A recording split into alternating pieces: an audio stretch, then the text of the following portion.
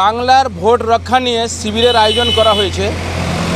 বাংলার বিভিন্ন জায়গার পাশাপাশি উত্তর দিনাজপুর জেলার কালিয়াগঞ্জের 17 নম্বর ওয়ার্ডে বাংলা ভোট রক্ষার শিবিরের আয়োজন করা হয়েছে। এই শিবিরের কেন এই ধরনের আয়োজন করা হলো আমরা কথা বলবো কালিয়াগঞ্জের শহর যুব নেতা রাজা ঘোষের সঙ্গে। কি বলবেন, কেন এই ধরনের উদ্যোগ নেওয়া হয়েছে?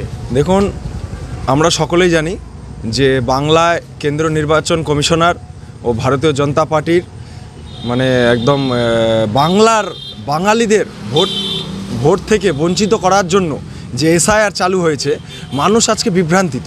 গোটা কালিয়াগঞ্জ মানুষ আজ বিভ্রান্তিত। মানুষ কি করবে, কোথার থেকে ডকুমেন্টস করবে? আমরা দেখেছিলাম যে ভারতীয় জনতা পার্টির শুধু লাইনে দাঁড় করার এদের হচ্ছে উদ্দেশ্য। প্রথমে লকডাউনের, হঠাৎ করে লকডাউন ঘোষণা করা। আমরা নোটবন্দির লাইন দেখেছিলাম, আবার আমরা লাইন দেখছি আমরা এসআইআর। অনেক মানুষ, পশ্চিম বাংলার মানুষ, তারা সুসাইড করছে। কোথার থেকে ডকুমেন্টস তারা নিয়ে আসবে বুঝতে পারছে না।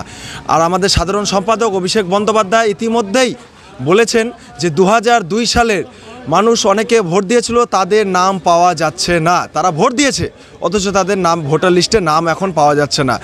ইচ্ছাকৃতভাবে বাংলার ভোটারদেরকে বঞ্চিত করা হচ্ছে এবং বাংলার ভোটারদেরকে বেছে বেছে, না এখানে হিন্দুকে না মুসলিমকে, বাঙালিদেরকে বেছে বেছে এখানে ভোট থেকে বঞ্চিত করা হয়েছে। এটা কি মনে হচ্ছে তৃণমূল সমর্থকদেরকে বেশি বাদ দেওয়া হচ্ছে? তৃণমূল সমর্থক, বিজেপি সমর্থক, কি সমর্থক জানি না, কিন্তু বাঙালিদেরকে ভোট থেকে বঞ্চিত করা হচ্ছে। বাঙালিদেরকে, প্রচুর বাঙালিদের নাম 2002 সাল থেকে পাওয়া যাচ্ছে না, অথচ তারা ভোট দিয়েছে। কালিয়াগঞ্জ ইতিমধ্যে আমাদের এই শিবিরে অনেকজন লোক এসছে যারা কালিয়াগঞ্জের পুরানো বাসিন্দা এবং ব্যবসায়ী বলেও আমরা জানি, তথা কালিয়াগঞ্জবাসী জানে, কিন্তু আজ তারা এসে খুঁজে পাচ্ছে না যে 2002 সালে আমরা ভোট দিয়েছি, অথচ 2002 সালে তাদের নাম নেই। আমরা আগামী দিনে বৃহত্তর আন্দোলন করতে যাব যদি তাদের নাম, একটি নামও যদি তাদের বাদ যায়, ন্যায্য নাম যদি বাদ যায়। মুখ্যমন্ত্রী তো রাস্তায় নেমেছেন এসআইআর বিরুদ্ধে, এর আগে দেখেছি এনআরসির বিরুদ্ধে, অন্যান্য বিরুদ্ধে নেমেছিলেন। এবার কতটা সাফল্য মনে হচ্ছে? ইতিমধ্যেই আগের দিনের যে মিছিল হয়েছে কলকাতার বুকে, ঐতিহাসিক মিছিল, সমস্ত মিছিলকে রেকর্ড ফেল হয়ে গেছে। মমতা বন্দ্যোপাধ্যায়, অভিষেক বন্দ্যোপাধ্যায়ের নেতৃত্বে কয়েক লক্ষ মানুষ নেমে গেছে। যদি কলকাতায় কয়েক লক্ষ মানুষ নেমে থাকে নিজের ভোটের রক্ষার স্বার্থে, তো কালিয়াগঞ্জে শহরে আগামী দিনে কয়েক হাজার মানুষকে নিয়ে আমরা মিছিল করব এবং নির্বাচন কমিশনের একজনও নাম যদি বাদ যায় তার দায়ভার নিতে হবে ভারতীয় জনতা পার্টির প্রত্যেকটা নেতাদেরকে। এই উদ্বোধনী অনুষ্ঠানে কারা কারা উপস্থিত হয়েছিলেন আপনাদের বাংলা ভোট রক্ষা শিবিরে? আমাদের এই ক্যাম্পে উপস্থিত ছিলেন কালিয়াগঞ্জ পৌরসভার পৌরপিতা, 2 নম্বর ওয়ার্ডের কাউন্সিলর, 4 নম্বর ওয়ার্ডের কাউন্সিলর, সর্বোপরি 17 নম্বর ওয়ার্ডের 6 বারের জনপ্রিয় কাউন্সিলর মাননীয় শ্রী বসন্ত রায় মহাশয়। উপস্থিত ছিলেন আমাদের এই ওয়ার্ডের অবজারভার সহ, এই ওয়ার্ডের সভাপতি প্রদীপ মণ্ডল মহাশয় সহ অন্যান্য নেতৃত্ববৃন্দ। আমরা পেয়ে গেছি আপনাদের দীর্ঘদিন ধরে এই ওয়ার্ডের কাউন্সিলর রয়েছেন। কেমন সাধারণ মানুষের কেমন প্রতিক্রিয়া পাচ্ছেন? সাধারণ মানুষ তো বিভ্রান্তিতে আছে, যার জন্য এই ক্যাম্পগুলো করা। আমরা এই ক্যাম্প থেকে সবাইকে বার্তা দিচ্ছি যে আপনারা বিভ্রান্ত হবেন না, ভয়ে কিছু নাই।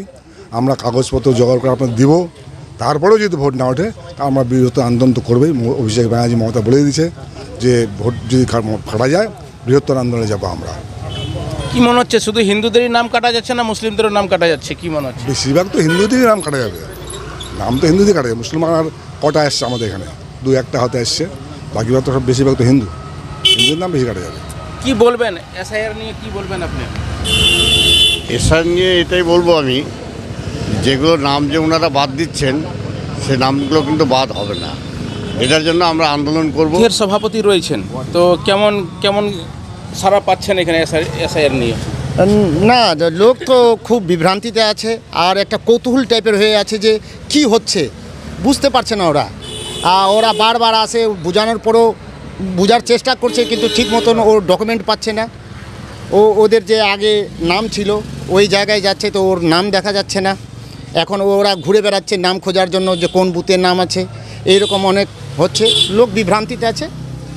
হ্যাঁ, আমরা সহযোগিতা করছি, সমস্যার সমাধানে আছি। হ্যাঁ, আমরা সমস্যার সমাধানে আছি, আর যে কোনো ধরনের সমাধান আমরা ওনাকে করব।